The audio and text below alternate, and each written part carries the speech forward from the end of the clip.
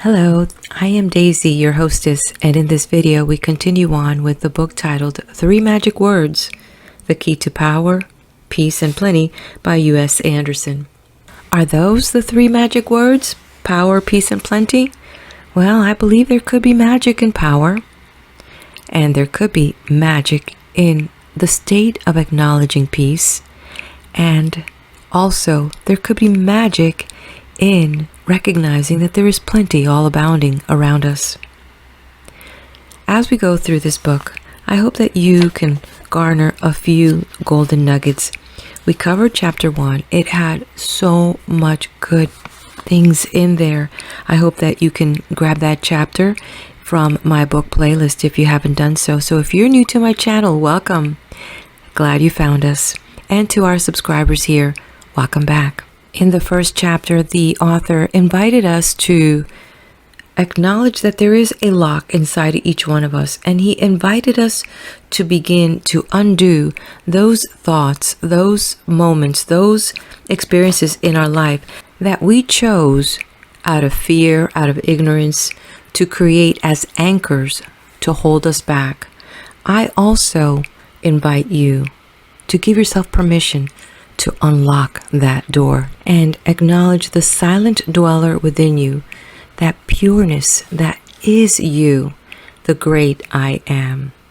With that, I'll go ahead now and move on to chapter 2 titled Illusion. Thy life is an image inexorably cast by the pictures that form in thy mind. And that which thou seest is that which thou hast. Seest thou evil, and evil is thine. Evil, the great illusion. As the first step in our discussion of evil, let us sensibly get rid of both the devil and hell. Make up your mind that the intelligence that exists behind the universe does not destroy itself. The pain-ridden idea of hellfire as a place of punishment for sin is man's own morbid idea. Evil is man's own morbid idea. Disease and suffering are man's own morbid ideas. God does not know of the existence of these things. Since he created man free, he has left it up to man to conceive his own situations. And man has thought into existence all evil. It is ego absorption that colors everything in terms of good and evil. Never was this brought home to me more thoroughly than in the pre-dawn hours on the bridge of a destroyer in patrolling Nasugbu Bay, Philippine Islands during World War II. A 40mm shell had just struck the chest of a Japanese attacking in a suicide boat. He seemed so close that I might have reached out and touched his hand. The shell exploded and he disintegrated before my eyes. The scene was seared into my mind. Throughout the battle, it kept insinuating itself. This was the first violent death I had witnessed during the war. Surely this was an evil thing, that a man should die at the hands of other men. Yet, a great cheer had gone up when he had been killed. Had he managed to drive his explosive-laden boat into the side of our ship, we would have died instead. So we took his life and rejoiced. But was not that evil to him? Certainly his family, friends, and loved ones did not rejoice. Surely they were overtaken by the despair that everyone calls evil. Good for us, evil for him. We rejoice, his family despairs. But was it good or evil? Was there even cause for rejoicing or weeping? Who judged? Whose judgment is adequate?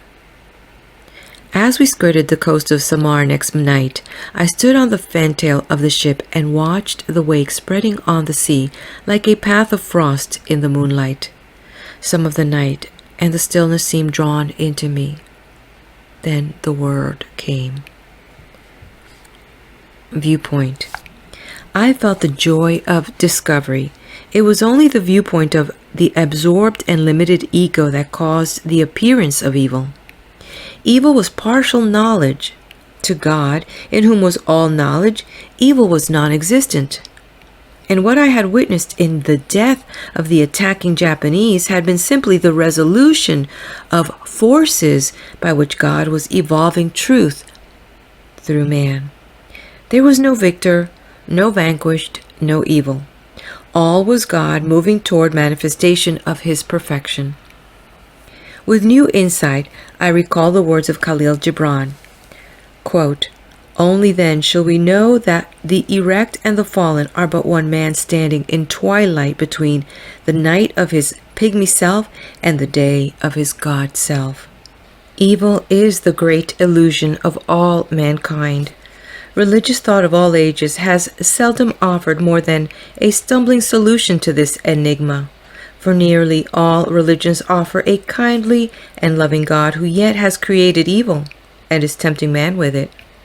Now, it is obvious that there is nothing kindly or loving about a God who visits disease and pain and poverty and suffering upon His children, any more than there is anything beneficent about a deity who creates evil so that He can burn in hell those He manages to tempt with it.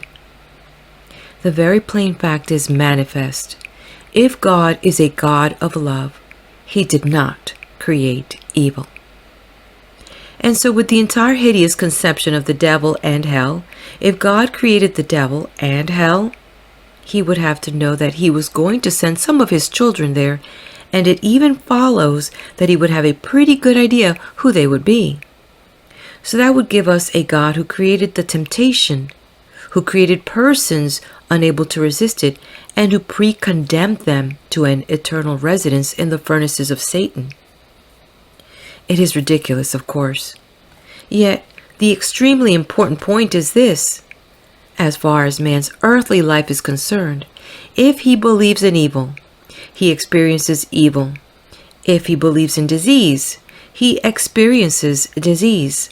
If he believes in hell and the devil, he suffers all the tortures they offer each time he falls from what his own mind considers to be grace. Man alone has created evil. All these things man creates into reality in his life on earth. Evil, disease, poverty, hell, and devil. But God has nothing to do with them. Now we must understand what God is. God is obviously all wisdom and all knowledge. Since He knows everything, He never has any problems.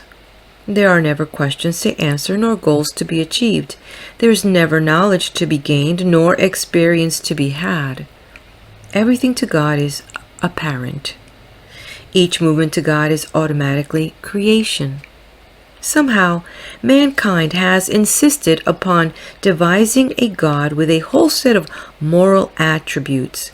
But since moral implies conflict with immoral, God couldn't possibly be either. He could not possibly be put in the position of wrestling himself with good and evil and creating that which for the moment gained the upper hand. It has to be understood that God only creates and that He creates without the knowledge of good and evil. It has to be understood that each human being is a living embodiment of God, that God is in him and around him, and that each human being creates through thought. Morally, the world-conscious human being knows right and wrong and good and evil.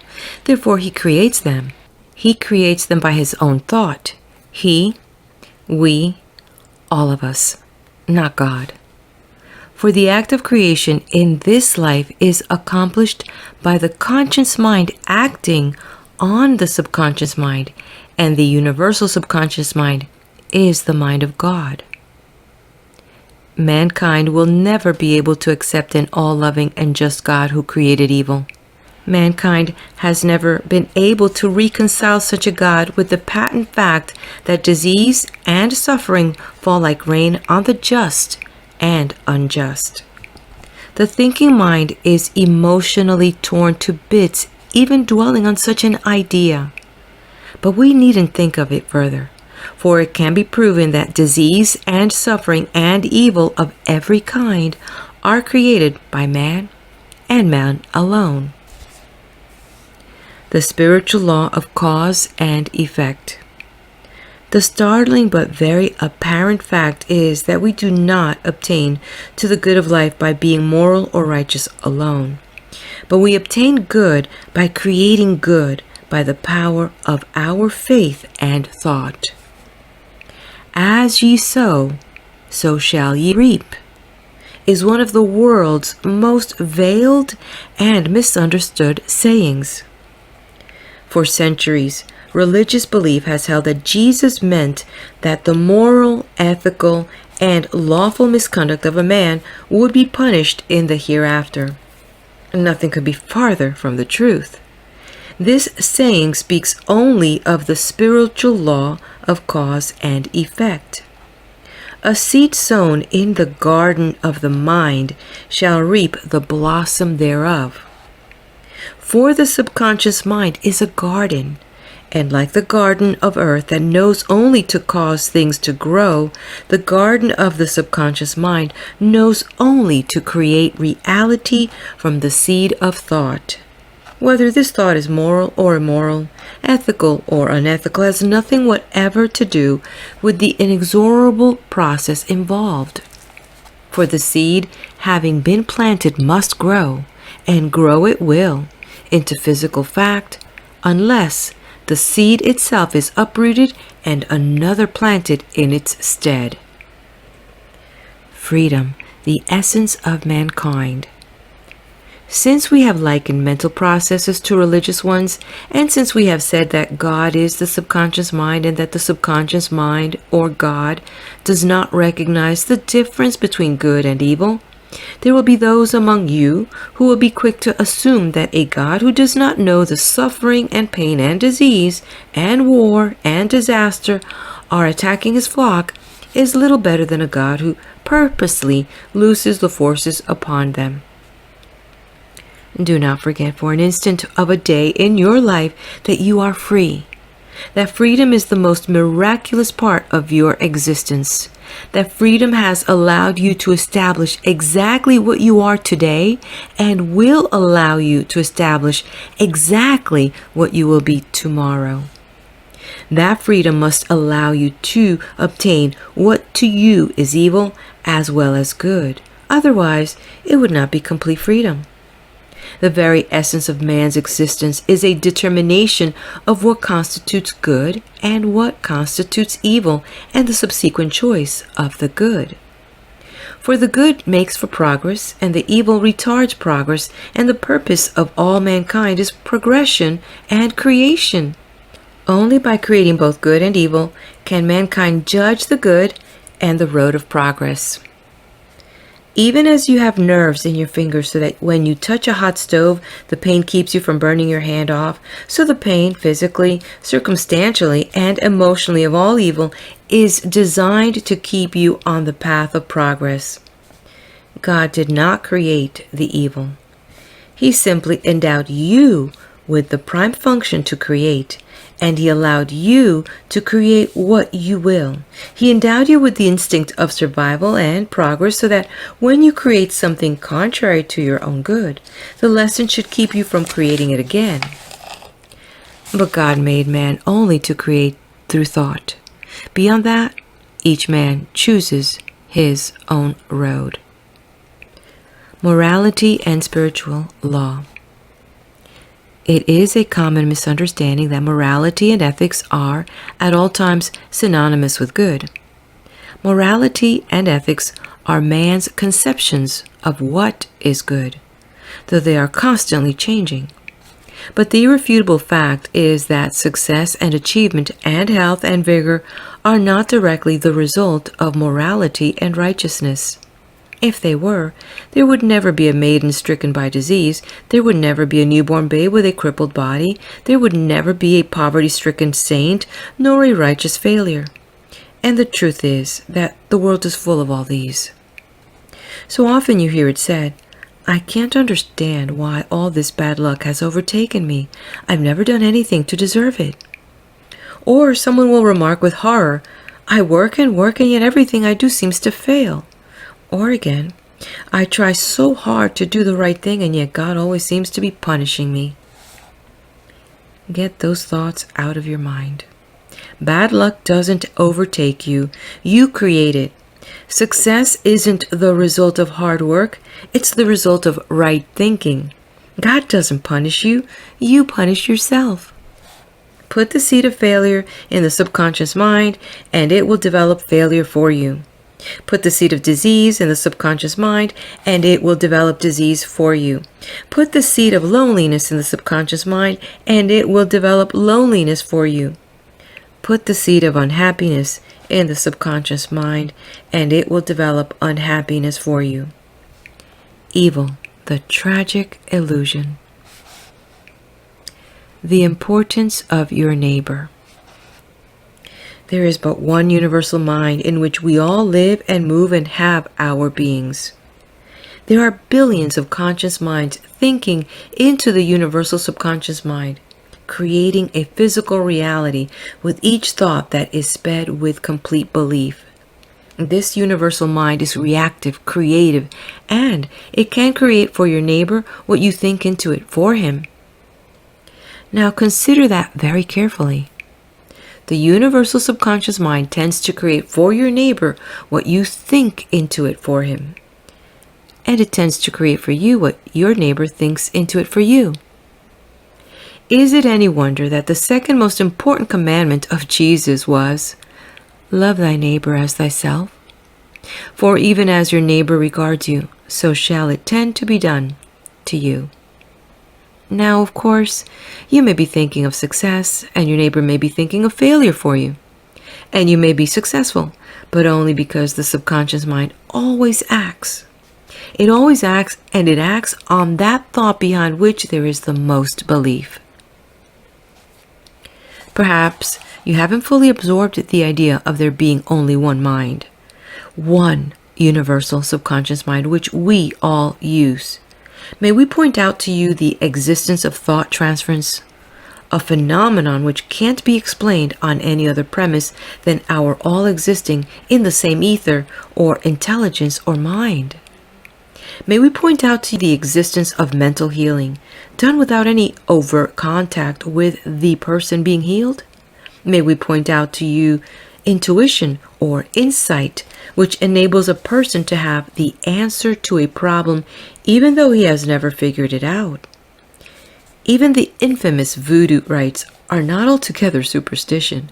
Certainly, the sticking of pins into a rag doll could never make any person sick, but the faith that accompanies such a pin sticking may cause a limb to wither, a fever to rise, a cure to effect itself, or a mountain to move.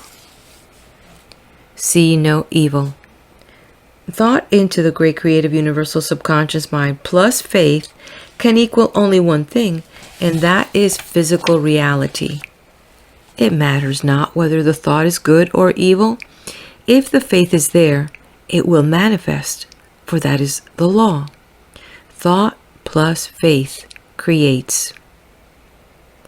Believe you will fail, and you will. Believe you will succeed, and you will. Believe you will be well, and you will be.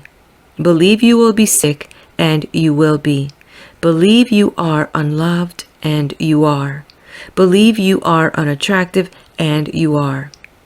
Verily, I say unto you, if you have faith as a grain of mustard seed, you shall say unto this mountain, move hither, and the mountain shall move. Evil could not be anything other than the result of man's belief. Observe the triad of the Orient. See no evil, hear no evil, speak no evil. Whence it follows like the night, the day, there can be no evil. Stuttering mankind, grasping at the edges of truth since the ancient civilizations of the Orient, has never been thoroughly convinced that his belief could make his life godlike in beauty and abundance and harmony and achievement. Mankind's struggle toward truth. We must in this chapter dispel all notions of evil as existing as a separate entity in this life. We must see evil as it really is, simply illusion, simply pain response, a wrong track taken, an experiment toward truth, but always illusion, a wraith-like ephemeral thing that dissipates like the fog at morning when it is denied. Evil is an existing reality, an entity separate and apart from man, has been taught since the beginning of recorded history. This fallacious assumption no doubt owes its origin to the fact that mankind has never been able to account for the occurrence of evil, which seems to follow no moral pattern, which falls on the just and unjust, the strong and the weak, the wise and the ignorant, the rich and the poor. Observing that a newborn child made its entrance into the world with a withered hand or an addled brain or a stunted leg, men mystically assumed that God must be punishing this child for the sins of his father. The sins of the father shall be visited on the son. How close to truth is this intuitive grasp of the law? It is not, however, the moral transgressions of the father that are visited upon the son. It is his errors of thinking, not only of the father, but of the father's brothers and of every erring individual who projects his thoughts into the creative mind of the universe. Only one cause. Just like everything that exists, there is a reason for evil.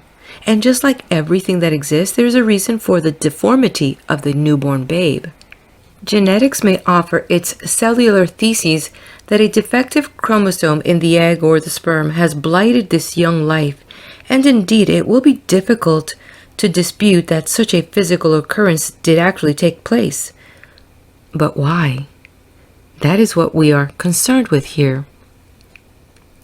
Everything on this earth is the result of thought. Now, let us qualify that statement. This does not mean that everything has been created by thought. It simply means that everything has been created as a result of thought. The great universal plastic creative medium of the subconscious mind acts on all volitional thought that is placed there. The sum total of life uses this mind. Every thought of every person who has ever lived has been indelibly recorded in this mind, which has been moved to action because of it. This mind attempts to manifest all thought to the person thinking it, and it also attempts to manifest it to all the world. Since everything in existence is the result of thought, all form maintains itself as long as the thought is held. As the thought changes, so does the form. Every newborn child is the result of thought, in form as well as substance. The event of conception is being only a physical event in the chain of manifestation, as the carpenter nailing boards together is a physical event in the chain of manifestation of a house. The form must be the result of thought, and so with the newborn babe. It therefore is inescapably true that deformity in a newborn child is also the result of thought. Now this may prove to be rather startling to you, as indeed no mother is likely to tolerate the premise that she has visited some deformity upon her child through a thought conception. But let us not forget that all thought is not consciously projected into the creative mind.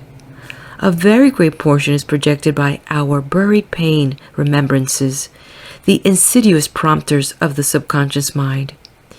It is also true that thought conceptions of other persons than ourselves, nay, even every person who has ever lived, may show themselves in our experience. All life exists within one mind. In order to truly understand this, we must return once again to the universal subconscious mind, the mind we all use and live in. This mind or intelligence is not in man alone, but in every living thing. Behold the process of evolution, and you will see desire being projected into the universal mind and returning in physical reality.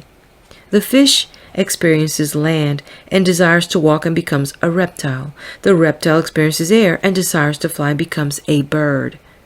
The reptile desires size and strength and becomes a horse. Bears, wolves, tigers, lions, snakes, everything that creeps and crawls and flies and swims and burrows and builds and desires, all are results of thought or desire projected into the universal creative mind of God. The fish has fins. The polar bear's fur is white. The chameleon changes colors to blend with the foliage. Every reaching desire of conscious life is answered from a great inexhaustible source without regard to suffering or good or evil, but simply in answer to conception and desire. Should the temperature of this earth drop 100 degrees, life would survive and adapt and evolve in different form. Should the earth and the planets fade away, life would survive and adapt. For desire is life, and life is change, and change is progress. And they all answer one immutable law. Deformity in the newborn babe may seem a hideous injustice as we view it in terms of our own selves in a kind of self-identification.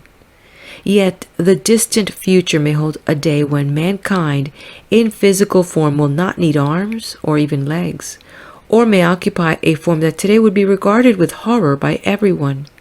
For today, our thought conceptions of ourselves are what we see in actuality, and we are so firmly convinced of the reality of this evidence and the permanence of it that we cannot conceive of change in any other light than monstrous or deformity. The subconscious mind, or God, does not recognize suffering or pain or war or famine or disease.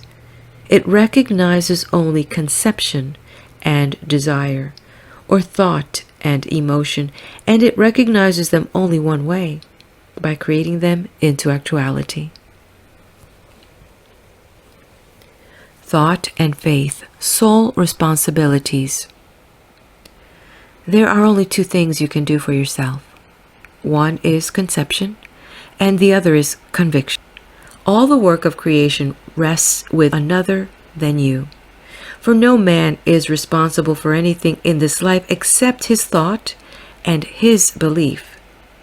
All else is the working of the great creative universal mind, beside which the largest atomic plant in the universe is like a gnat on the face of the earth. Jesus said, "Come unto me, all ye who are burdened and heavily laden, and I will give you rest. For my yoke is easy, and my burden is light." Can you now gain an inkling of what this great man so thoroughly understood? He said, speaking of his miracles of healing, "It is not I who doeth the works, but the Father who dwelleth within me." He knew the responsibility of creation was not his.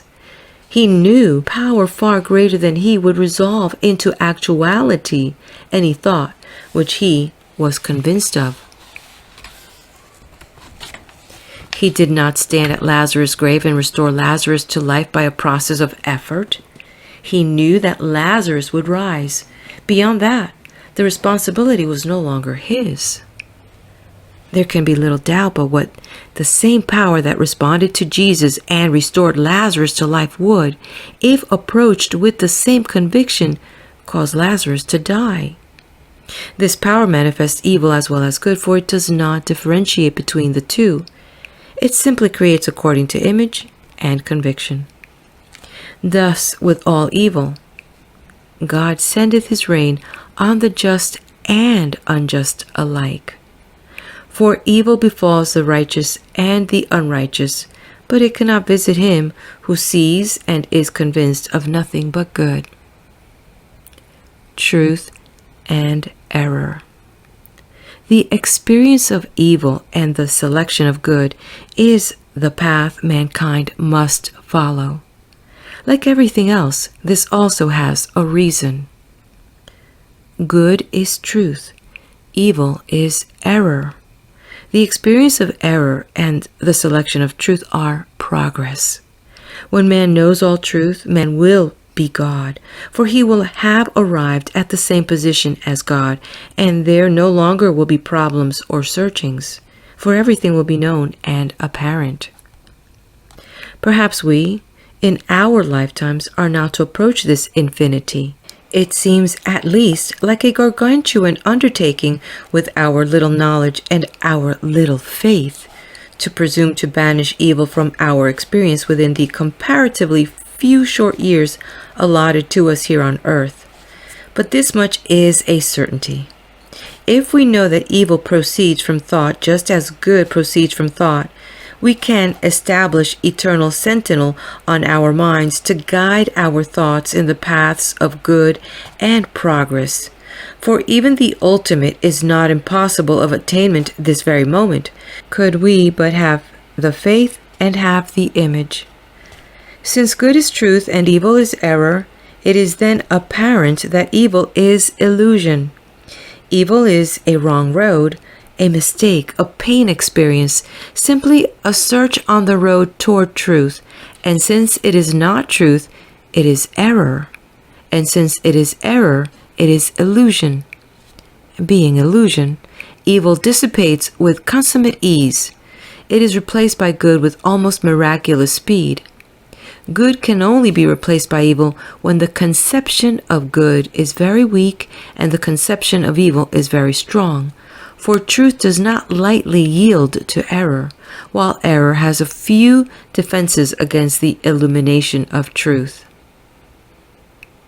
For a man to know sufficient of truth to consciously exercise the power of the subconscious mind must necessarily deter him from exercising that power for the creation of evil. In other words, it hardly would be possible for Jesus or any other man as enlightened as Jesus to use the same power with which he restored Lazarus to life for the attainment of Lazarus' death. For all humanity searches for truth, and the truth once revealed will not permit error. Since truth is good and error is evil, the knowing of good forbids the choice of evil. Withholding spiritual knowledge. There have been, besides Jesus, many enlightened men who have lived on this planet. There have been societies of these enlightened men whose perception of the truth has been so acute that physical manifestation from thought transference, and intuition have been common in their daily lives. Yet these men and societies have usually thought it dangerous to reveal this knowledge to humanity as a whole. Mankind, however, has come a long way in the last 20 centuries. It is no longer a case of revealing truth to the unready, as a loaded gun might be handed to a child. For all humanity now reaches out for an answer to the great why of human existence, and is searching for peace and knowledge. Though there is a little doubt that the haphazard placing of mental power in the hands of the unready and ignorant could not help but have some negative effect on human progress, there is also no doubt but that mankind stands at the threshold of spiritual freedom this very day. It is not only needed and desired, it is veritably demanded by each person who lives that he gain access to the laws that govern his life so that he may use them for his own benefit and the benefit of humanity as a whole. Truth can always be described. Many metaphysical treatises and some philosophical treatises deal with the outer world as though it were all illusion, and the only reality a submergence in self, a sort of letting go of consciousness to attain a sense of complete selflessness. This sense of absolute, however, has never been fully described, and such failure has been laid to the inadequacy of the several hundred languages that are spoken by human beings. Truth must always be possible of description. Since it exists, it must be known, and when it is known, it can be described. All truth exists in some form somewhere. This does not mean that all physical circumstances is truth, for both good and evil manifest themselves. But illusion, the only illusion that exists in this life or in the life of the spirit, is evil. Truth is reality, and reality can be described. Sin and punishment, cause and effect. Perhaps we are now better able to understand the ideas of sin and punishment. Sin is not a transgression against God or law in the sense of the violation of a moral code, nor is punishment a vengeance enacted by society or God upon the transgressor. Sin is simply error, and punishment is simply the inevitable result of error. If you are looking for a friend's house and you turn down the wrong street, you cannot expect to find your friend's house on that street. You have found the wrong street. Consequently, you will not find his house. Cause and effect. A law. That is all. So it is with all evil, which is error.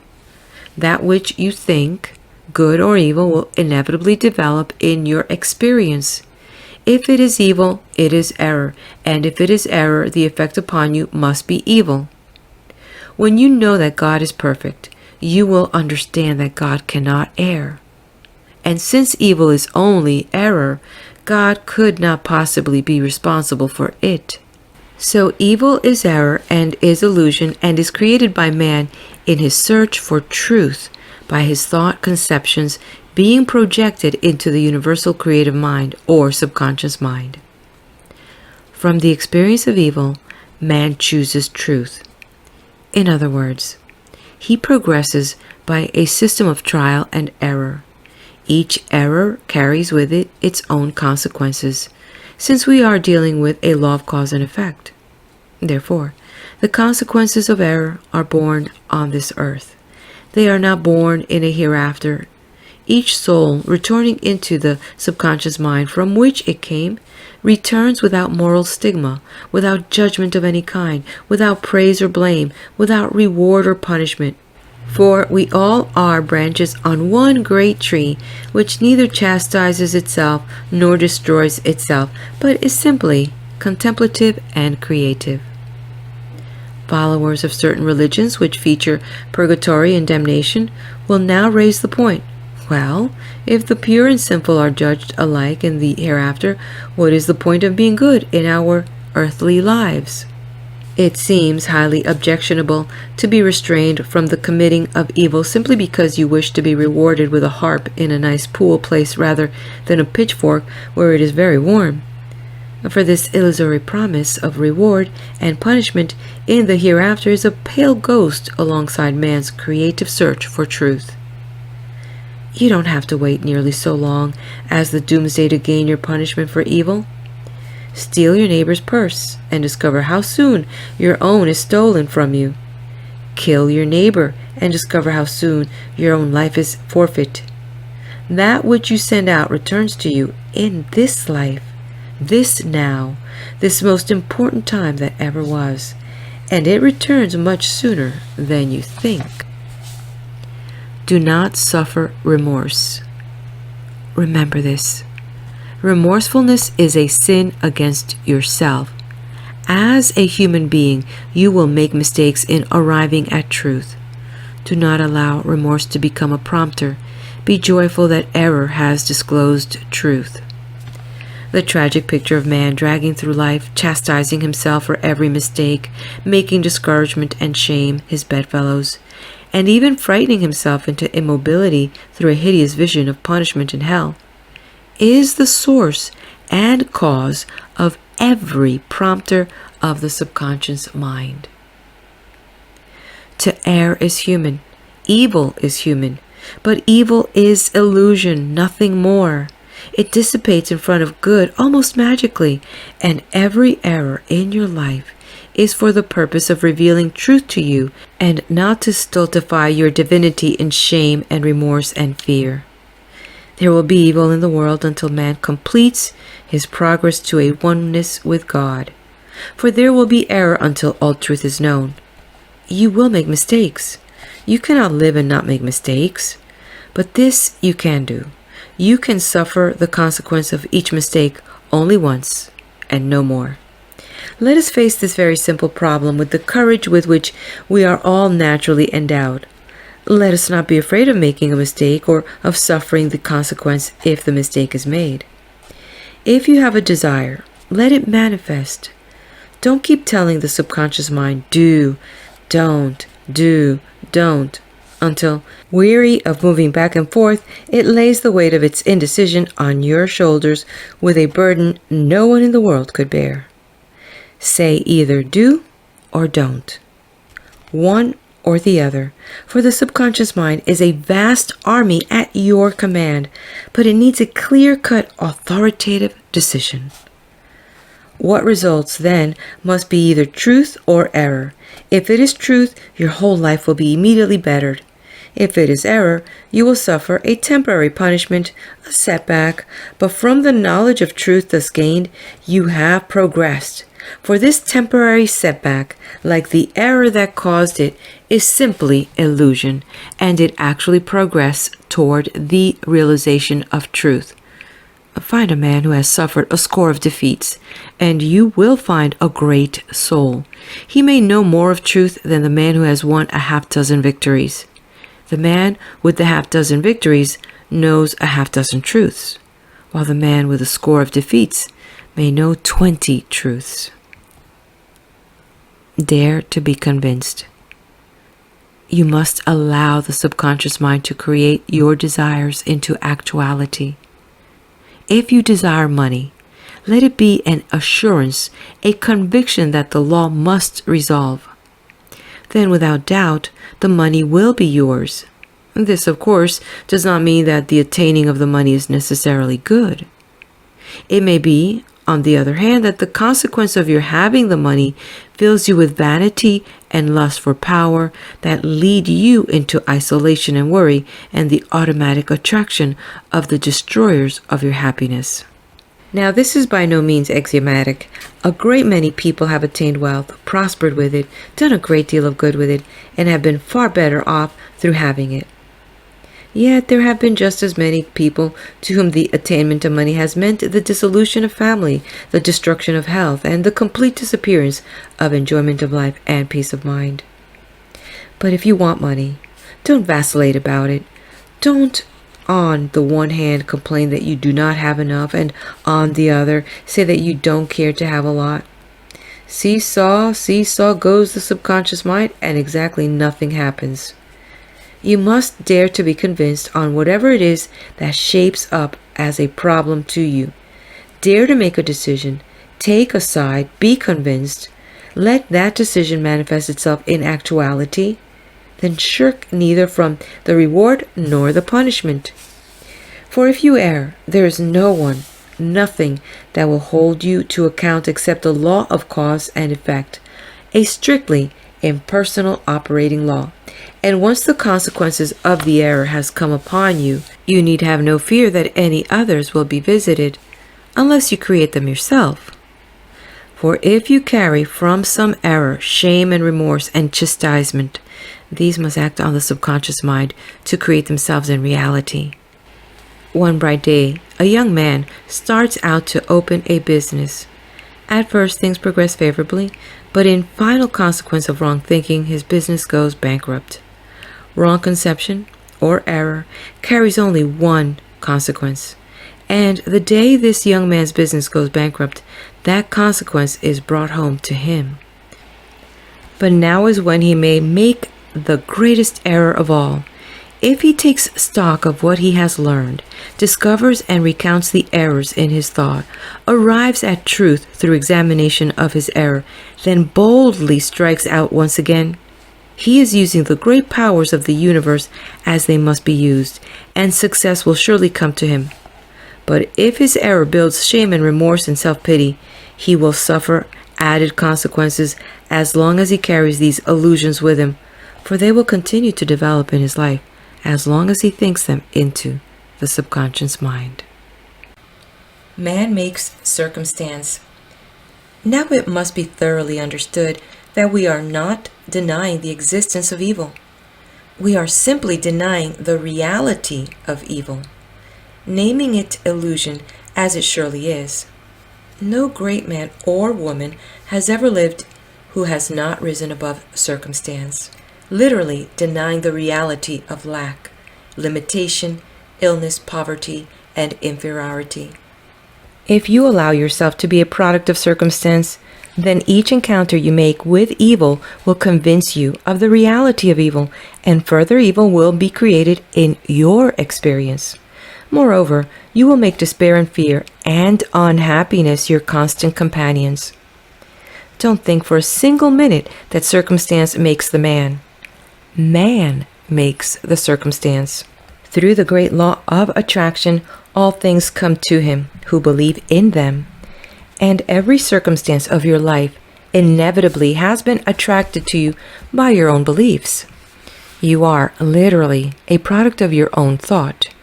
You are what you think, only that, nothing more. You must right now convince yourself that evil is an effect, not a cause. Evil is the result of erroneous thought conception.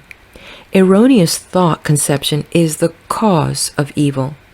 Evil is a circumstance, and you, as a divine part of the universal intelligence, need never be the result of circumstance. You create the circumstance. Only when you believe circumstance to be greater than you are, will you allow it to continue to develop evil in your experience. Man-made law versus spiritual law. All moral and ethical laws are aimed at the general welfare of the human race as a whole. In other words, moral and ethical laws are designed as race preservatives. Since the first law of individuals or groups is self-preservation, there can be no doubt but what the evolution of all moral and ethical law is consistent with the spiritual laws of the universe.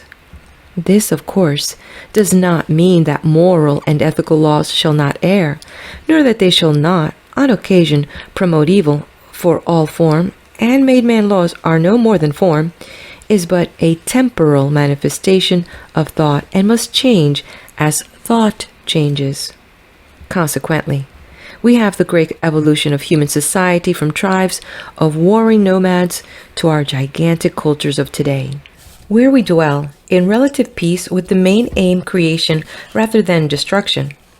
It is interesting to note that the plan of ethical and moral laws is essentially the same as the construction of the laws of the spirit.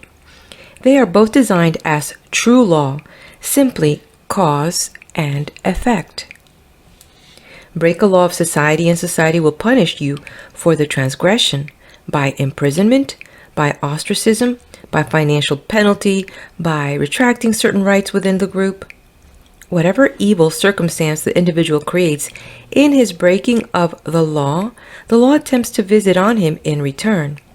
Though the original basis of this law was laid on consideration of moral and ethical right and wrong, once the law is broken, there is started a chain of events that moves without any consideration other than cause and effect and moves inexorably to its conclusion. Of course, because the laws of society are man-made, it sometimes happens that the lawbreaker escapes society's punishment for some time. Not so with the laws of the spirit. The laws work without the chance of error, and he who thinks evil creates evil, and he who sends out evil will find evil returning home once again. Moral law, therefore, is simply the effort of mankind to lay down rules of conduct which aim at eradicating error from society. Similarly, the laws of the spirit can be understood in such a manner and with such enlightenment as to eliminate error from the individual life. The prompters at work.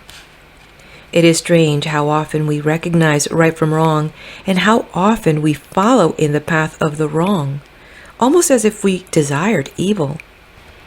Scarcely a person lives who has not, on some occasion, performed some miserable act or deed in which he could not seem to help himself, as if some magnet lured him onward, as if in the performance of this wrong he found a secret martyred delight. It has been convenient for society to propound that this only proves that the devil lives side by side with God and that evil is a thing in itself, a temptation tossed in the pathway of the righteous and the sinner alike. Let us not be led astray by this type of abstruse thinking. God and the devil did not jointly author mankind. Obviously, one or the other did, since the possibility of their taking up such a joint enterprise defies all rationality. If the devil made man, then God could not exist in man. Neither could good, and all would be evil. Since evil is error, all life would be error, and as a consequence, everything would be chaos, without design, without form. If God made man, then man is essentially good, but being free is likely to fall into error in his search for truth. Isn't this mankind as we see it today? The devil is as illusory as evil. He does not exist in reality, neither do his fires. What man have always thought to be the work of the devil, we can, in this age, say with certainty is little else than the remembrance by the subconscious mind of those pain experiences which have been rejected by the conscious mind. Forget you've made mistakes. Here we must point out the wonderful truth that Jesus Christ brought to the world, the revelation that the universe is owned and operated by a God of love. It is difficult today to properly report the magnitude of this discovery, since mankind up to then had always lived in terror of a God of vengeance. But Jesus reported a God of love, whose very essence is one of tolerance and forgiveness. It is not simply a coincidence that the Christian world has progressed in 2,000 years a score of times farther than all of mankind in the previous eons of existence. It is because Jesus taught that a man need suffer the consequence of error only once and no more. Because the message that Jesus brought to a world fraught with morbidity and oppression and disease was simply that a man need never carry the burden of his mistakes with him. How prominent was this point in Jesus' teaching? Take up thy bed and walk, thy sins are forgiven thee. Go and sin no more. It is a mistake to assume that Jesus was interceding between a revengeful God and a sinner, or that his speaking of sin had anything to do with morality or ethics. What he was saying was simply, forget that you have made mistakes and stop thinking about error. All is well. Good is everywhere. Now we're not likely to have a world free of error for some time. There is little doubt that all of us will contribute some degree of error, regardless of how enlightened we strive to be. But the plain and comforting fact is ever present. We need never fear the consequence of error unless we insist on carrying it around in our minds as a burden that grows like a snowball, attracting other evil to it at an ever-increasing rate. The power of the word. Perhaps from the previous chapter you have been able to elicit sufficient understanding of the prompters that exist in your subconscious so as to make apparent the problem we are faced with now. The attraction of evil, limitation, lack, disease, poverty, etc. can 1,000-fold more be laid to the insidious prompters than to any error honestly made in search for truth. Today, you may be walking around with a subconscious full of prompters that would have you be sick, would have you be poor, would have you be lonely and unsuccessful. You must control these prompters, or they will control you. You must, by conscious meditation on the spiritual laws of the universe, install in the subconscious a conditioned response for good, which will automatically displace all negative prompters. You must do this, or there is not the slightest possibility of the full and good life. You cannot expect evil without creating evil. After having performed meditation, there no longer can be any doubt in your mind but what speaking the word means activating some power to create the conditions you desire. The word, or the thought, since time immemorial, has been the first step in all creation, all achievement, all desire. The power of the word or thought is such that nothing will stand against it as long as it is spoken with conviction. The subconscious mind is a brilliant deductive reasoner. In fact, there is valid reason to assume that deductively, the subconscious mind reasons perfectly. Given a premise like, I will make money, it can produce a series of brilliantly logical steps for the accomplishment of same. For example, under deep hypnosis, a patient was informed that he was in discussion with Plato, and from the subsequent discussion, there evolved the most beautiful philosophical premises imaginable, as if they came directly from the mouth of the master himself. This discourse was far above the normal intelligence of the patient, and witnesses for some time believed that this young man had actually contacted the spirit of Plato. Everyone is prone to attribute all things beyond his immediate understanding to the realm of ghosts and banshees and shades and shadows.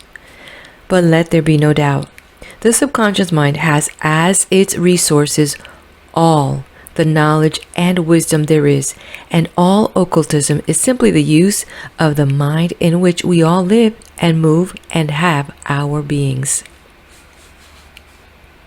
You are never alone. In view of this intense discussion on evil and good and their creation in individual lives, you may be regarding the conflict between them as a battle necessitating your most valiant efforts. In other words, a great weight of tremendous effort may be settling on your shoulders as you think of the eternal sentinel you must stand at the bastions of your conscious mind to prevent the entrance of the forces of negative thinking. Similarly, since we are human and must err occasionally, you may be regarding future error with fear, thinking with the indecision over courses of action. Let us dispel this thought once and for all. Let us first dispel it by assuring you that you are never alone. Responsibility for your slightest action never rests entirely with you. Were it up to you, all by yourself, you couldn't walk across the street, speak to a friend, or even be in existence. Mark this fact well. You didn't create yourself. You cannot, by yourself, do the slightest bit of creating. The power into which you project your thoughts is the only creative force there is, and it builds and constructs all form and circumstance, but it does this according to how you think. Accept, don't will. Now it is absolutely impossible for you to make this power do anything. You cannot by sheer force of will bend this power to suit your needs. You are not greater than God. You cannot either stop or start this power in its creating, for it is greater than you are and it moves according to law. You cannot say, I'm going to make money, with all the determination and ferociousness you can muster and expect that you are creating in your experience anything other than belligerence and opposition. You've got to accept, not demand. You can't will anything. This does not mean a doctrine of resignation, far from it. It simply means that you recognize that it is not you who does the creating. It is a power greater than you are. This power creates what you believe and manifests to you what you are prepared to accept. Be sure you understand this. All your will for money will avail you nothing, for that is the wrong use of spiritual law. Money will be created in your experience only if you realize and know that there is abundance all about you and you accept it. In other words, You don't demand money. You don't force money with the idea that there is not enough to go around and you don't have enough of it. You accept money. There is a great abundance of it about you, and you know that. Therein lies the true use of spiritual law as against the isolated exercising of the individual's will. For the force of your will against the universal mind must inevitably set up the same thing in your experience, so that you see opposition instead of cooperation. When Jesus said, "It is your Father's good pleasure to give you the kingdom of heaven," he meant exactly that. For all the power of creation is given. It is never yielded upon demand. Expect and accept. Know and experience. Be positive and thankful. For the great laws of attraction and creation are laws of attunement, and never divulge their secrets to those who batter at the door with force. Suffer little children to come unto me, for theirs is the kingdom of heaven. We must realize that Jesus was the greatest metaphysical teacher who has ever lived. Who has not seen a child completely accepting all good with an open heart and a knowingness? Only the don'ts we fear conditioned adults impose on this godlike young mind ever set up conditioned can'ts, impossibles, lack and limitation.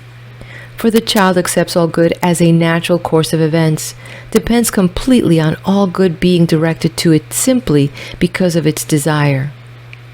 Accept, know and accept. Those are the secrets of all prayer and meditation. Guidance through attunement. It is important for you to know that even with thought, the entire responsibility need not rest with you. The power that creates is the power that knows, and it is possible with perfect attunement to achieve in each condition of your life a situation of guidance. Now, you cannot achieve attunement or guidance when you are consciously willing something to happen. The very idea of your will being imposed upon that of God is indefensible from any kind of view.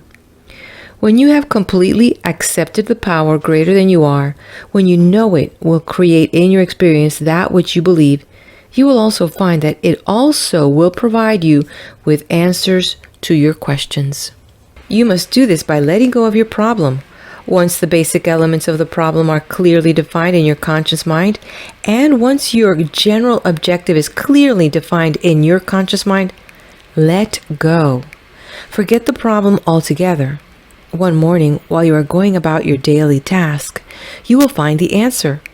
It will strike your consciousness with such impact as to remove all doubt, but what it is, truth. The answer will be crystal clear, of such simplicity that you will be amazed that it never occurred to you before, or that you ever held any doubt about it. This is guidance. It is not achieved by any effort or will. It is achieved by confidence in the power greater than you are. It is achieved by complete acceptance of the power greater than you are. If you are able to effect this complete attunement every minute of every day of your life, there can be little doubt but what pain and lack and limitation and disease will never more exist in your experience. But we must caution you against raising your expectancies higher than your faith. If you say to yourself in the morning, "I know I am working along the path of success," and go the rest of the day complaining about every obstacle you meet, you may wind up the week expecting that success should be yours, but it won't be. Your faith must be with you at least 51% of the time before it will manifest in your experience. But a manifestation will come, one way or the other, according to the predominant thought. Brief review. Here are the points to remember in Chapter 2. 1. Evil is error and is illusion. 2. Good is truth and is reality. 3. Truth will dispel error, therefore good will dispel evil. 4. Evil is the result of man's thought. not gods. 4. Hell and the devil are illusions. 6. God does not destroy any human soul, for he does not destroy himself. 7. God knows everything, therefore is incapable of error or evil. 8. The single function of the subconscious mind or universal mind is to manifest into form or circumstance the seed of thought. 9. Man has complete freedom of choice in the kind of thoughts he wishes to plant in the garden of the subconscious mind. 10. No human being can assume the responsibility for a single thing other than his own thinking, for the universal subconscious mind does all creating. 11. Morality and ethics do not always follow the law of cause and effect, but the use of spiritual law always follows the law of cause and effect. This is because moral law is man-made, while spiritual law is the essence of God. 12. The proper use of spiritual law is acceptance and faith. 13. You cannot demand anything from the universal subconscious mind by willing it to happen. 14. Guidance and inspiration in the path of truth and achievement can be yours through faith and reliance in the power greater than you are. Strive for balance. You are now experimenting with the greatest force in nature. We caution you not to become so wrapped up in it that you forget your daily life. Do not search for contact with the subconscious mind to the exclusion of the exercise of the conscious mind. For as a human being, your goal must be to achieve perfect balance between the two. The ordinary people we meet each day scarcely use the subconscious mind at all, and their lives are directed and controlled entirely by circumstance. Men and women of genius are those in whom there is a perfect balance between the subconscious mind and the conscious mind. It is balance we strive for. Balance between the great creative power of the universal subconscious mind and the conscious mind. Work at your meditation joyfully and confidently. Cast aside all doubt and morbidity and effort and strain. You don't have to make anything. It is already made. You only want to use it correctly. Accept, believe, know, relax. The universe will provide you with all you desire. An experience with telepathy. As an interesting experiment with the power you are dealing with, gather a few friends together and conduct a session of telepathy. Join hands in a circle after one member of the circle has been blindfolded. In the center of the circle, place a pack of playing cards. At a given signal, expose one of the cards to the sight of all members of the circle except the person who wears the blindfold. Be careful to expose only one card.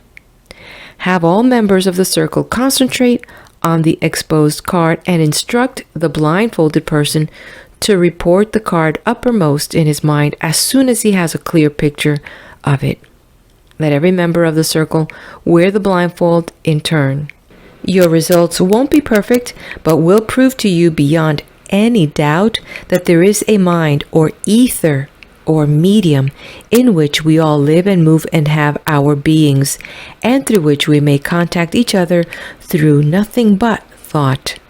This is the universal subconscious mind. The meditation.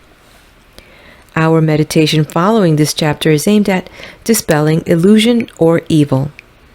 When you have settled yourself for your meditation, recall to mind all those circumstances in your life which you consider to be error or evil.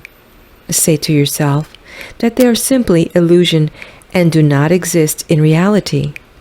Then commence with your meditation. Within a month, you will see some very startling changes.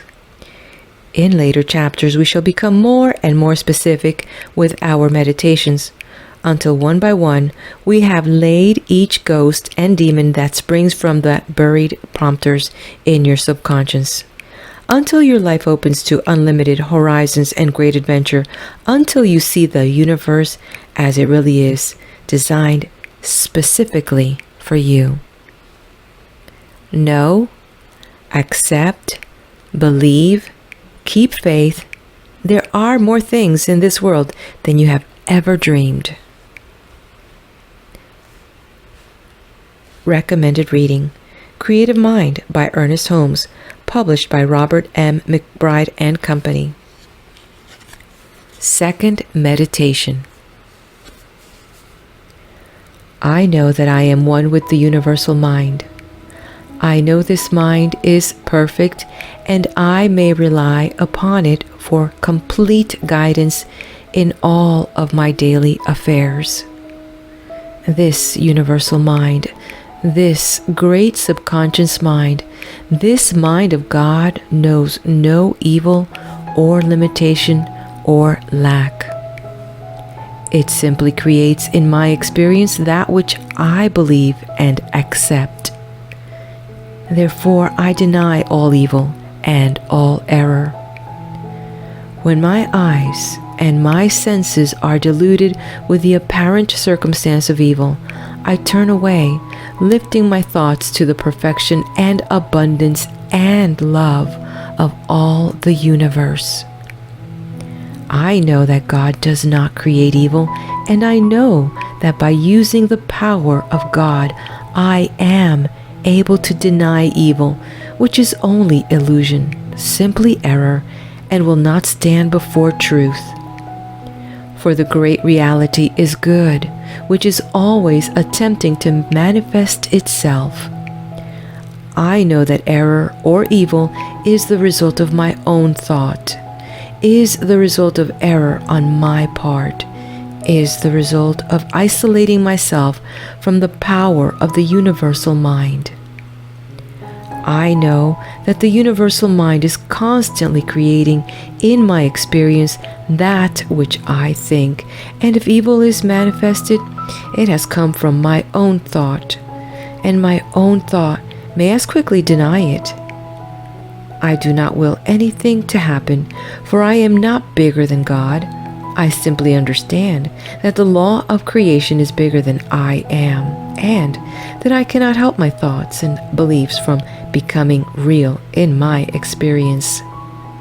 Therefore, I hold my thoughts steadfastly on the good. I do not do this with effort, as if I were commanding something to act. I simply relax in contemplation of the good, secure in the knowledge that everything that rests with a power much greater than I am.